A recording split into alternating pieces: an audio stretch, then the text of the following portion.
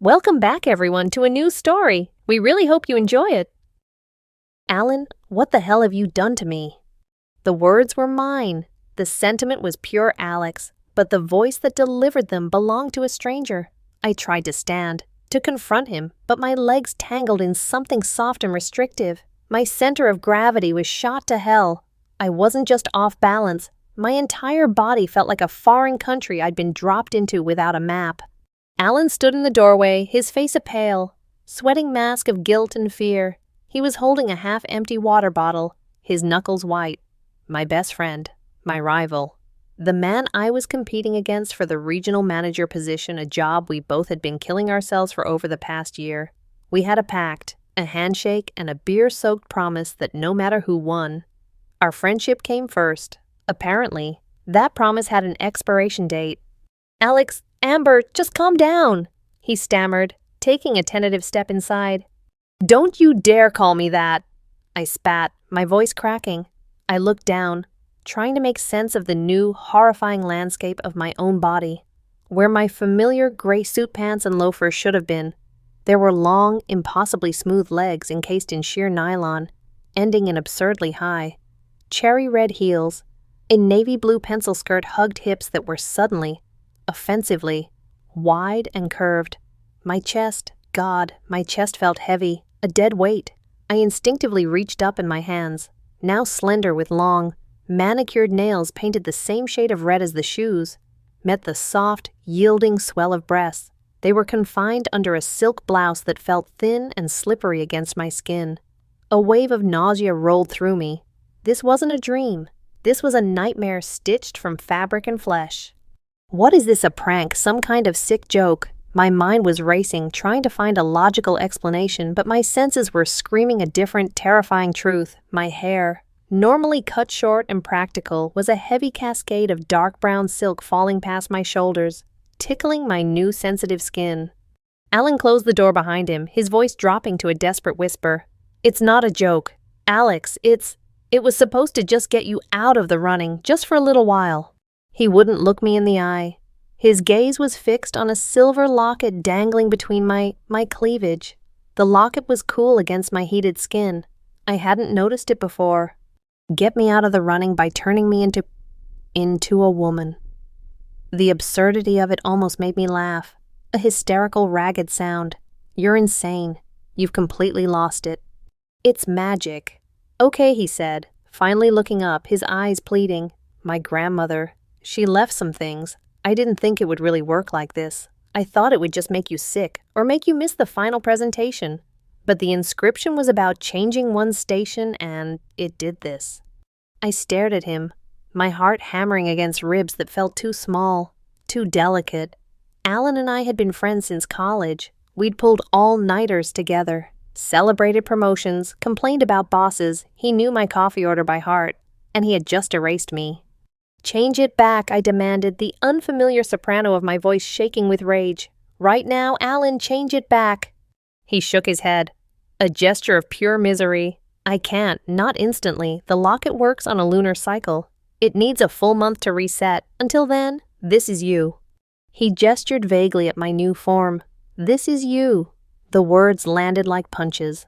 I wasn't Alex anymore. I was a fabrication. A living, breathing lie born of my best friend's ambition and a cursed piece of jewelry. "And what am I supposed to do?" I cried out, my hands flying to my face. The skin was so soft, the angles of my jaw gone, replaced by a delicate oval. What am I supposed to be? Alan took a deep breath, and for the first time, a sliver of his usual calculating demeanor returned. "You're Amber Collins. You're my new personal assistant, and my girlfriend."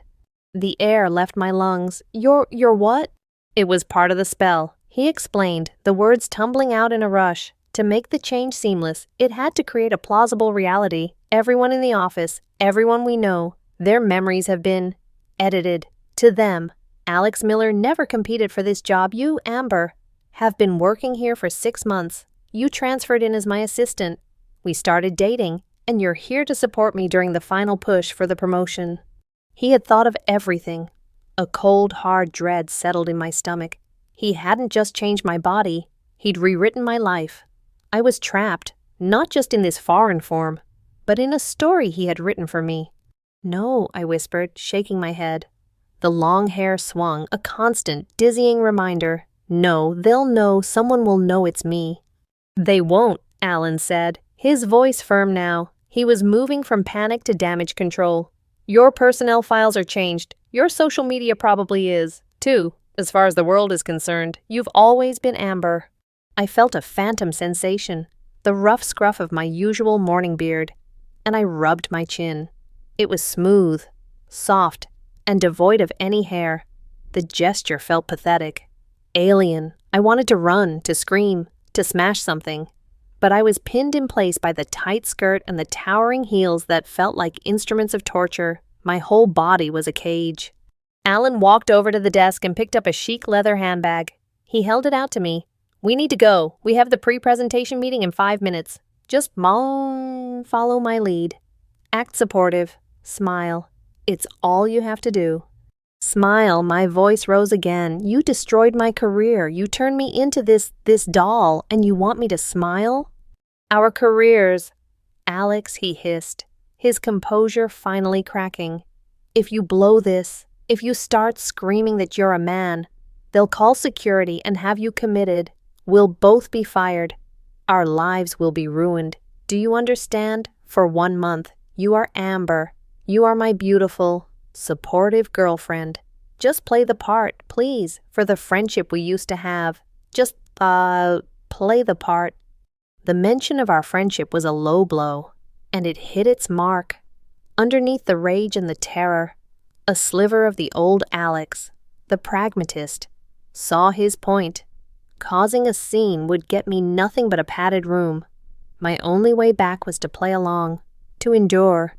With a shuddering breath, I took the handbag. It was surprisingly heavy. Inside, I could see the outline of a wallet, a lipstick tube, a phone, a woman's life in a bag, Amber's life. I tried to stand again, this time with more care. My ankles wobbled precariously. The heels forced my weight forward, arching my back and pushing out my chest in a way that felt both exposed and unnatural. I took a shaky step, then another. The click-clack of the heels on the floor a death knell for the man I used to be. Alan gave me a weak, encouraging smile. See, you can do this. I shot him a look of pure poison. I hate you, I whispered, the words feeling feeble in my new voice. I know, he said, his face falling, and I deserve it, but for now, just walk with me, Amber, and please try to look like you don't want to murder me. He opened the door, and the muted sounds of the office flooded in the hum of computers, the murmur of conversations, the ringing phones.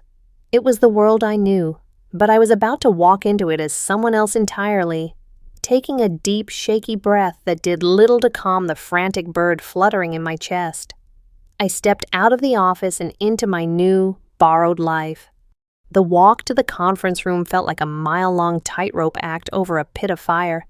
Every head that turned in my direction made my skin prickle with a hot, agonizing flush. Men I used to joke with at the coffee machine now let their eyes linger on my legs, my hips, my chest.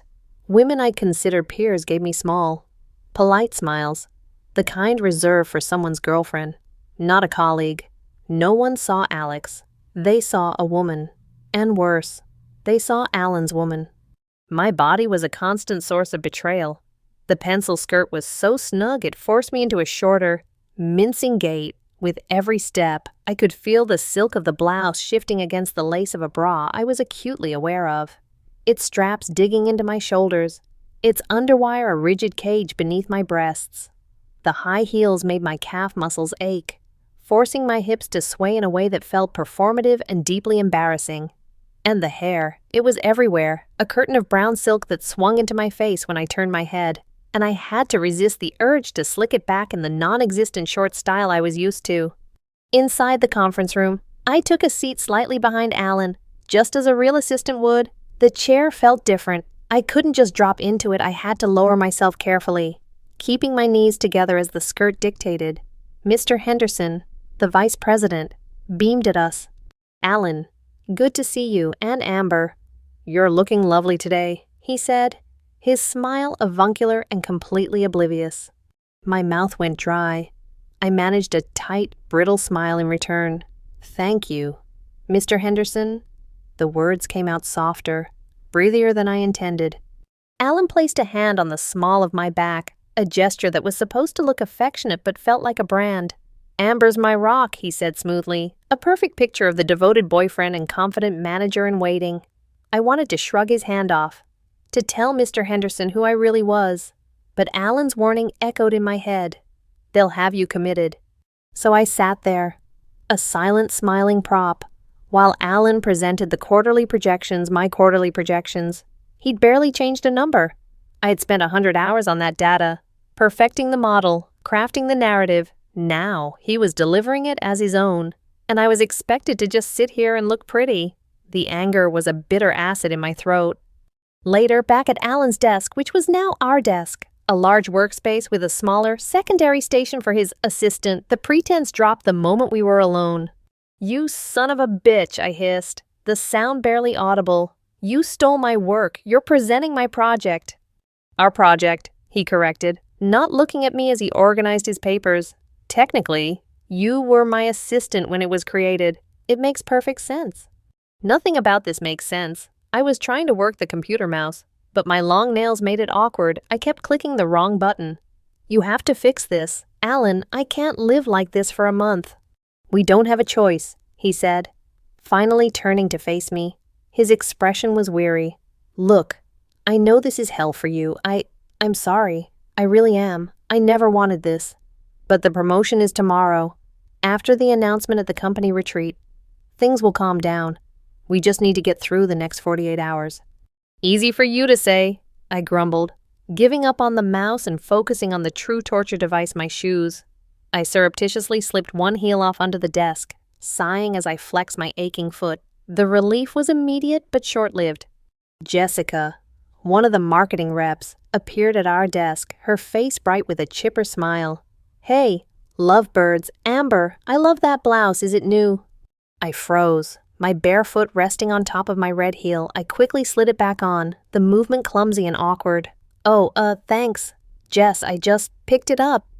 Well, it's gorgeous on you. You guys are the cutest couple, she gushed. Are you excited for the Bent Pines retreat this weekend? The spa there is supposed to be to die for. We can't wait, Alan said, smiling his charming, fake smile. My own smile felt like it was carved from stone. We should all get massages. It'll be a girls' day while the boys are golfing, Jessica suggested, winking at me. A girls' day? The concept was so foreign, so utterly absurd, that I just stared at her blankly. I imagined myself, in a fluffy robe, getting a pedicure next to Jessica, gossiping about what bags the men in our lives. The thought was dizzying. That sounds fun, I managed to choke out. When she left, I rounded on Alan. A girls' day, a spa. What am I supposed to do? Alan compared notes on lipstick shades. I don't know. Alex improvised, he shot back, his voice strained. You're a woman now. Act like one, just for a little while. This is just as hard for me. Hard for you, I scoffed. You get a promotion and a doting girlfriend. I get to learn how to walk in these godforsaken heels and pretend I know what a cuticle is. Don't you dare tell me this is hard for you. My day devolved into a series of small, grinding humiliations. I struggled to carry a tray of coffee without sloshing it, my body's new balance making a simple task a Herculean effort. During lunch, I went to the men's restroom out of sheer habit, only to be stopped by a horrified look from a janitor.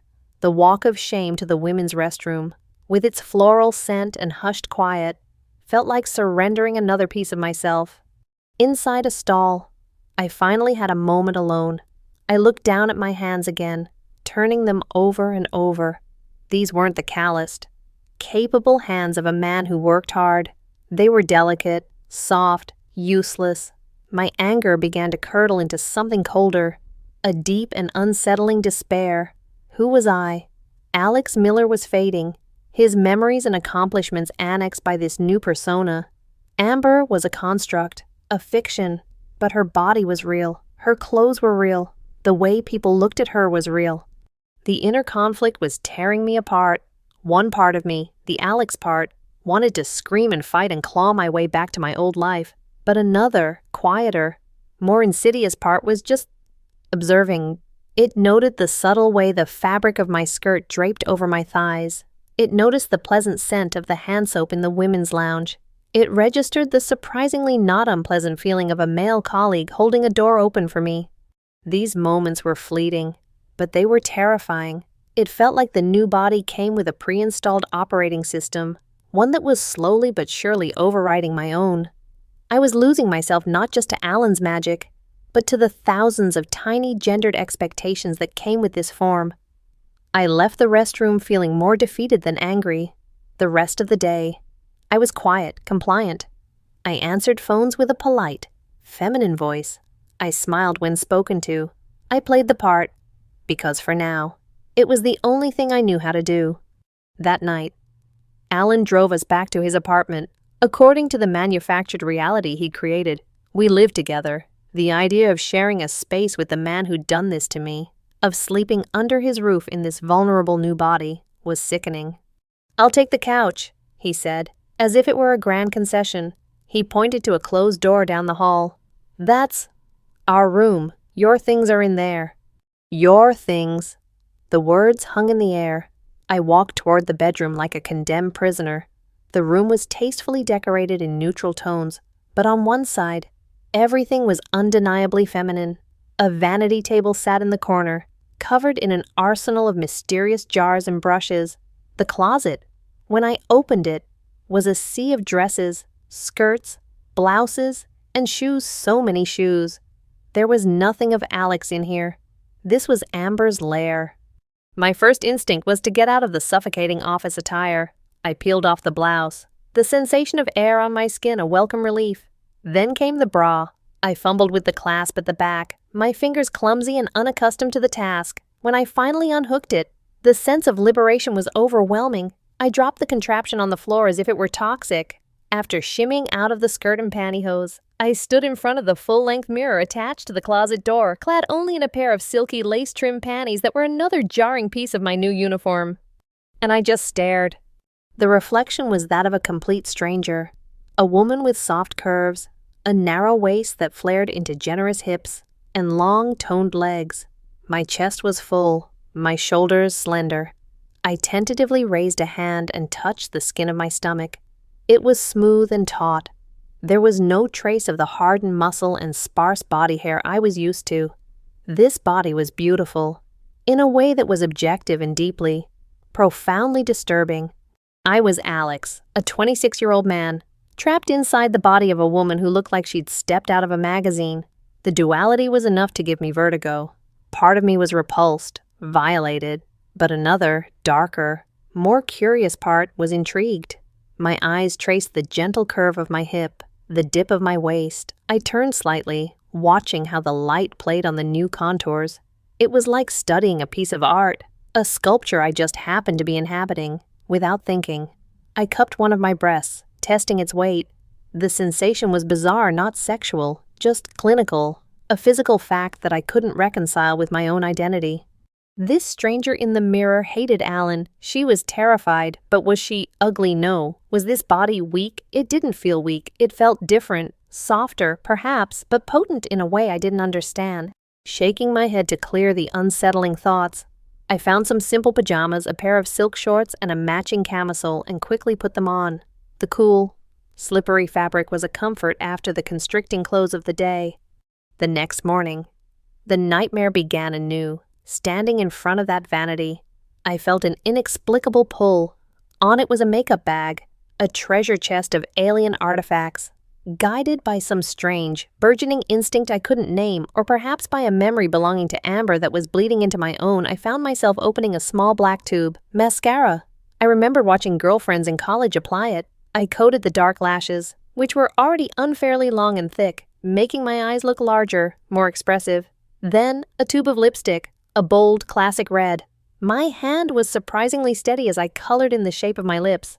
The face staring back at me was even less Alex than before.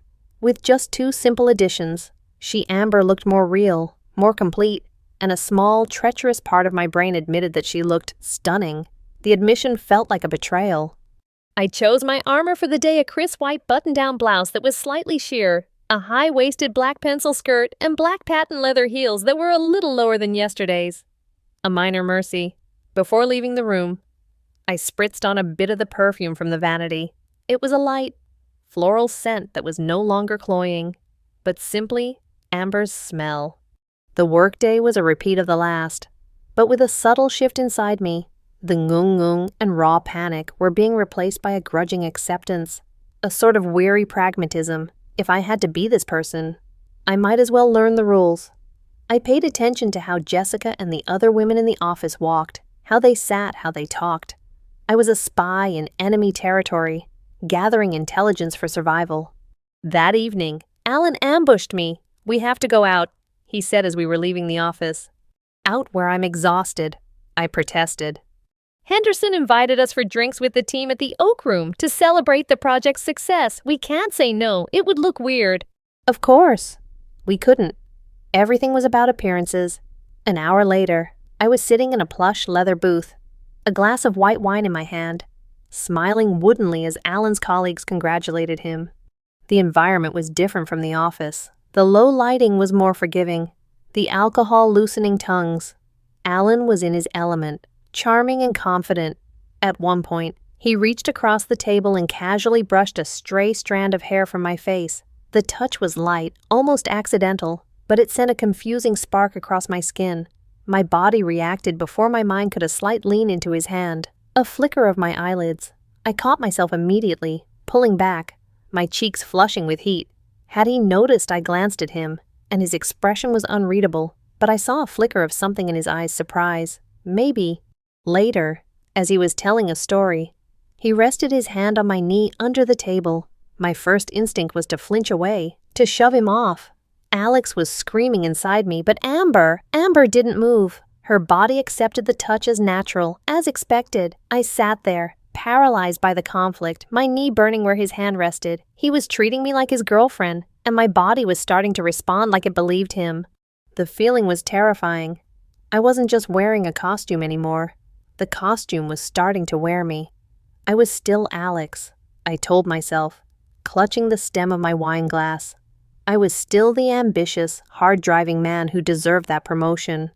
But as I looked across the table, watching the way Alan smiled at me, a soft, almost genuine smile, I felt a tremor of doubt.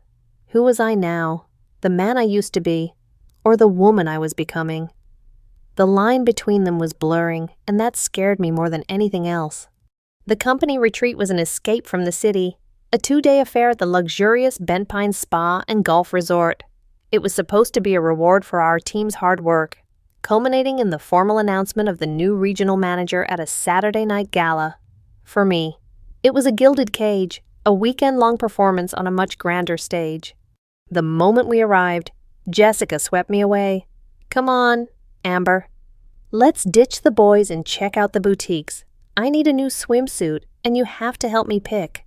Alan gave me a look that was part apology, part plea. "Just go with it." Trapped, I allowed Jessica to loop her arm through mine and drag me toward the resort's upscale shops. The experience was surreal. I found myself in a brightly lit boutique surrounded by racks of colorful fabrics and mirrors that reflected my female form from every angle. Jessica held up bikinis, chattering about cuts and colors, completely at ease in this world that was so alien to me. "Oh, you should try this one," she said, thrusting a teal bikini into my hands. The top was a simple triangle design, the bottoms a tiny slip of matching fabric. "I don't know, Jess," I demurred, my stomach twisting. The idea of being that exposed in public was mortifying. "Don't be shy. You have an amazing figure. You have to show it off," she insisted, pushing me toward a dressing room. Alone in the small cubicle, I stripped down and reluctantly put on the swimsuit, and then I made the mistake of looking in the three-way mirror.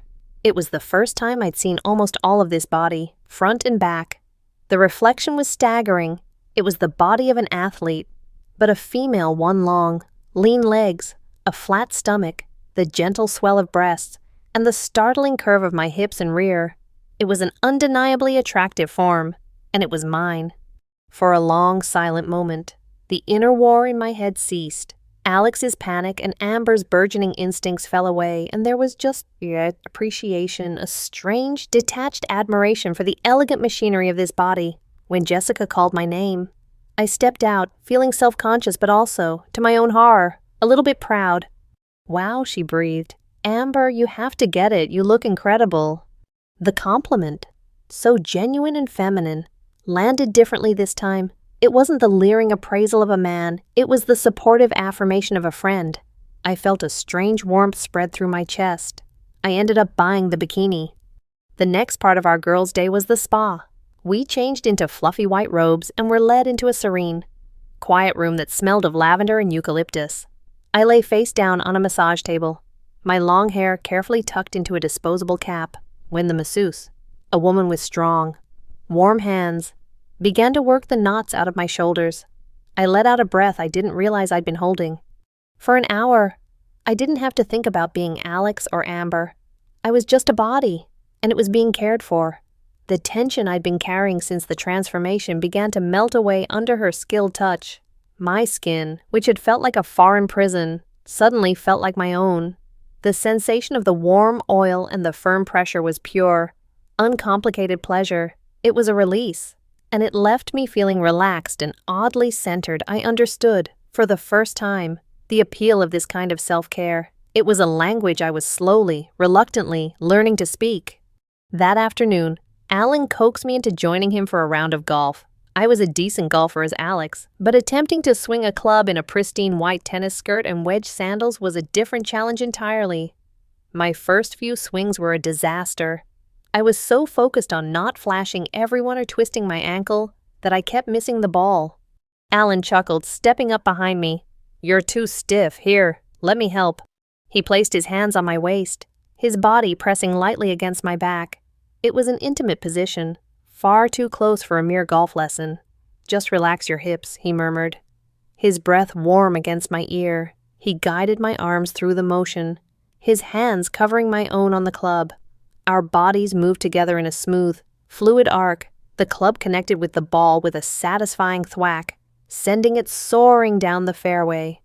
"See," he said, his voice still low. He didn't let go right away. His hands lingered on my waist. My heart was pounding, a frantic rhythm against my ribs. The gesture was instructive, practical, but it felt like much more. The public setting, the proximity of our bodies, the easy way he had touched me, it felt less like a pretense and more like a real couple's interaction. And the most disturbing part, I hadn't hated it.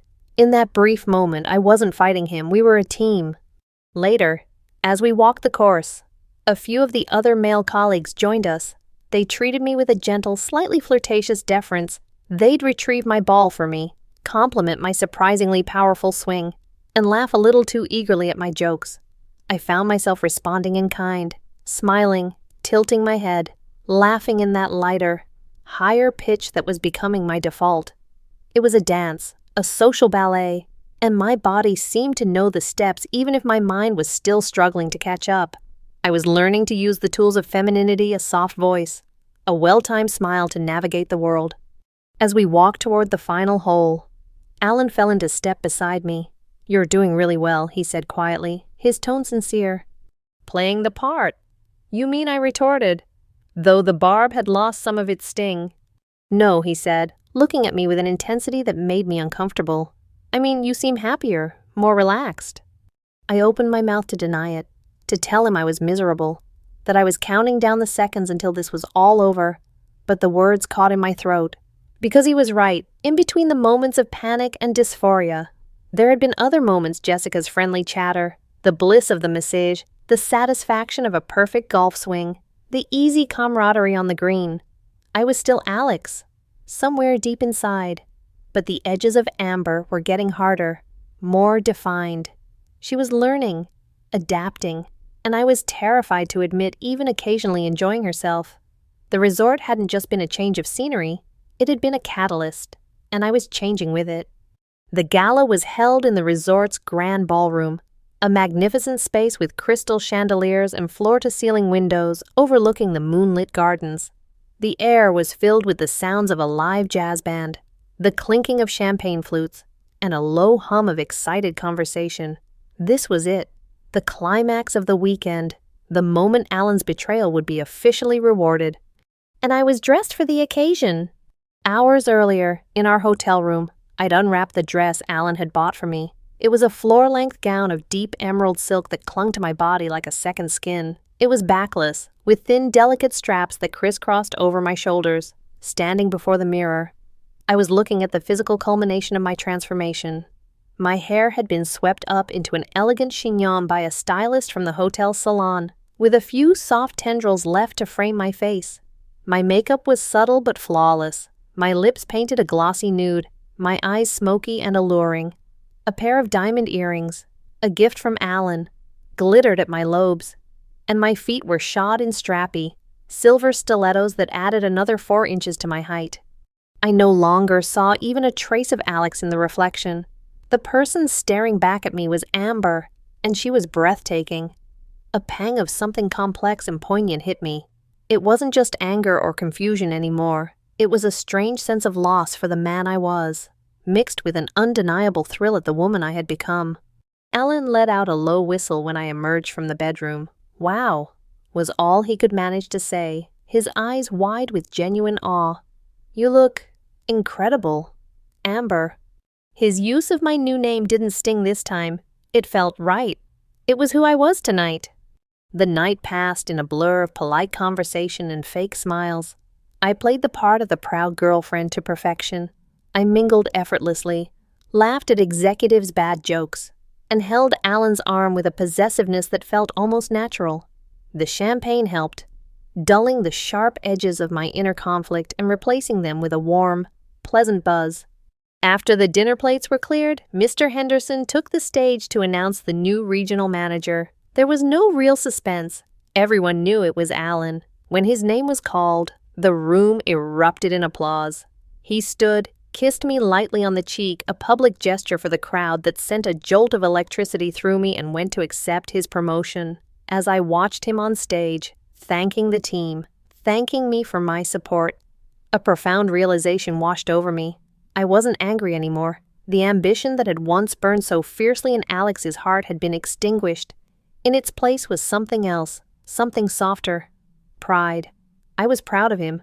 The thought was so treacherous, so utterly contrary to everything I thought I felt, that it made my head spin. When he returned to the table, he took my hand. "Let's dance," he whispered. He led me to the dance floor as the band started a slow, soulful ballad. He pulled me close, his arm wrapping securely around my waist, his other hand clasping mine. I rested my free hand on his shoulder, my body automatically molding itself to his. We began to move together, a slow, swaying rhythm. The feeling of being held this way was completely new.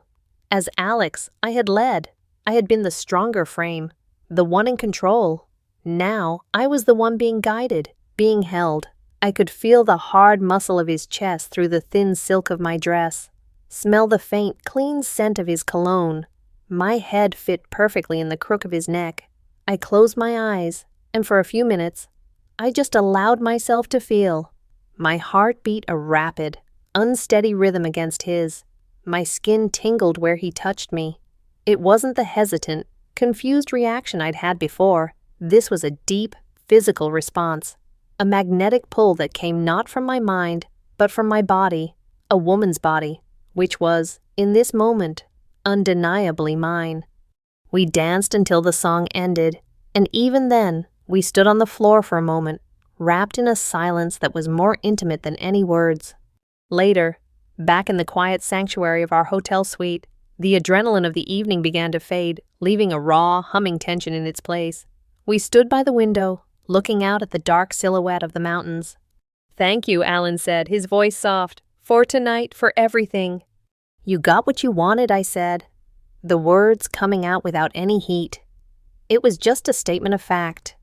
"It doesn't feel like I thought it would," he confessed, turning to face me. The moonlight streaming through the window cast his face in silver and shadow. "Winning isn't the most important thing anymore." He stepped closer, and my breath hitched. He slowly reached up and gently pulled the pins from my hair, letting it tumble down my back in a cascade of soft waves. His fingers threaded through the strands, his touch sending shivers down my spine. "You're so beautiful."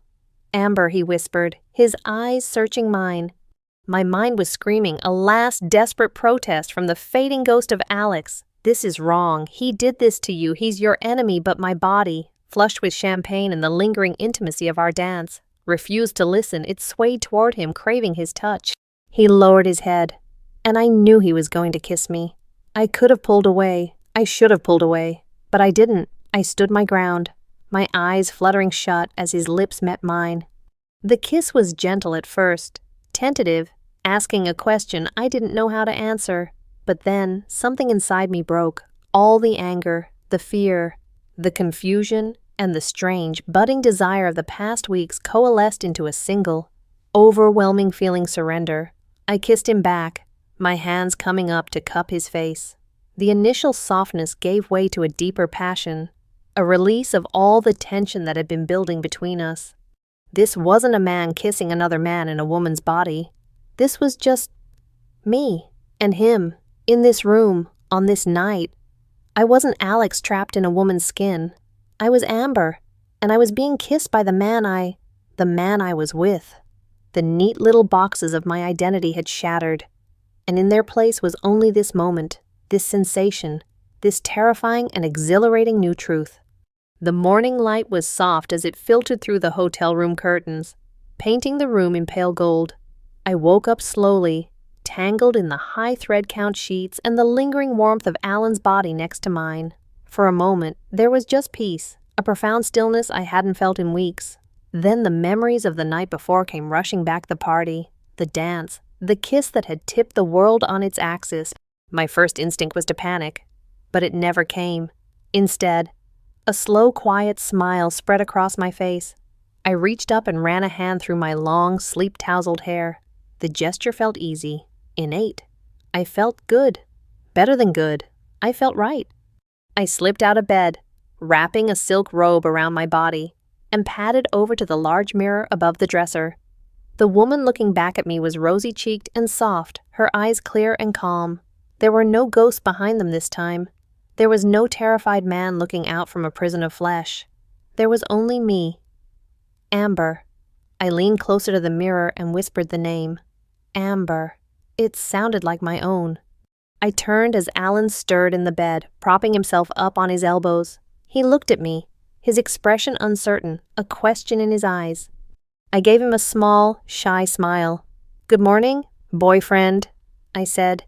Testing the word, it felt both thrillingly new and perfectly natural on my tongue. A wave of relief washed over his face, replaced by a smile that was genuine and radiant. "Good morning, Amber," he replied, his voice that thick with sleep and something more, something that sounded like happiness. The rest of the retreat passed in a contented haze. We had brunch by the pool, and I wore the teal bikini, not with trepidation but with a newfound confidence. I laughed and splashed in the water with Jessica and the other women, feeling a sense of belonging that was as real as the sun on my skin. Alan and I held hands as we walked through the resort gardens. The small public displays of affection that had once mortified me now felt like a comfort, a declaration. When it was time for the official company meeting to wrap up the weekend, Alan stood at the podium to give a final address. I sat in the front row, watching him. He was a good leader, charming, intelligent, and ambitious. The old Alex would have been consumed with jealousy, but as I sat there, dressed in a smart, stylish sundress and elegant sandals, all I felt was a surge of supportive affection. I was his partner, his biggest supporter. This was my new role, and it fit me better than any of Alex's tailored suits ever had. As he spoke, my mind drifted to the locket, the lunar cycle, the magical undo button that was supposed to be my salvation. A month, that had been the promise, the finish line I'd been desperately crawling toward. But the thought of it now filled me not with relief, but with a cold, sharp dread. Go back to being Alex, to short hair and scratchy stubble and ill-fitting suits, to a life of competitive striving, of hiding emotions behind a wall of masculine pride. Go back to being the man who would never feel the simple pleasure of a friend's compliment on a dress, the quiet bliss of a spa massage, or the dizzying magic of being held on a dance floor. The idea was unthinkable. Alex was a memory. He was the angry, terrified ghost who had haunted this body for a few weeks before finally, mercifully, fading away. He was a foundation upon which something new had been built. He was the story before the story, but I was the one living now. Later that afternoon, as we packed our bags to leave, Alan found me standing by the window, holding the silver locket in my palm. It felt cold against my skin. "Are you okay?" he asked, coming to stand beside me. "I was just thinking," I said, my voice quiet, "about this, about what happens when the month is up." He looked down at the locket, his expression somber. "I know," he said. "I've been thinking about it, too. I'll do whatever you want, Amber. If you want to change back, I'll understand. I'll help you. I was selfish and reckless, and I'm so sorry for what I put you through." I looked at him then, at this man who had, in the most bizarre and violating way, given me a life I never knew I wanted, my rival, my friend, my boyfriend. I closed my fingers around the locket, its intricate carvings digging into my palm. I thought of Alex's ambition, his anger, his lonely pursuit of success, and I thought of Amber's life, the friendships, the feelings, the colors, the sensations, the love that was just beginning to bloom. The choice was clear. It wasn't even a choice. Really, it was an acceptance of a truth that had been growing inside me all along. "I don't want to go back. Alan," I said, my voice steady and sure. He stared at me, his eyes searching my face for any hint of doubt. He found none. "I don't want Alex back," I continued, a definitive statement that sealed the past away. "Amber, I think I really like being her." A slow, dazzling smile spread across Alan's face. He reached out, not for the locket, but for my hand, lacing his fingers through mine. "I really like her, too," he said. We stood there for a long time, bathed in the afternoon sun, our shared gaze fixed on the future, a future where Alan was the new regional manager, and I, Amber, was by his side. It wasn't the life I had planned, but I was beginning to understand that it was the life I was meant to live. The transformation wasn't a curse anymore. It was a beginning, my beginning.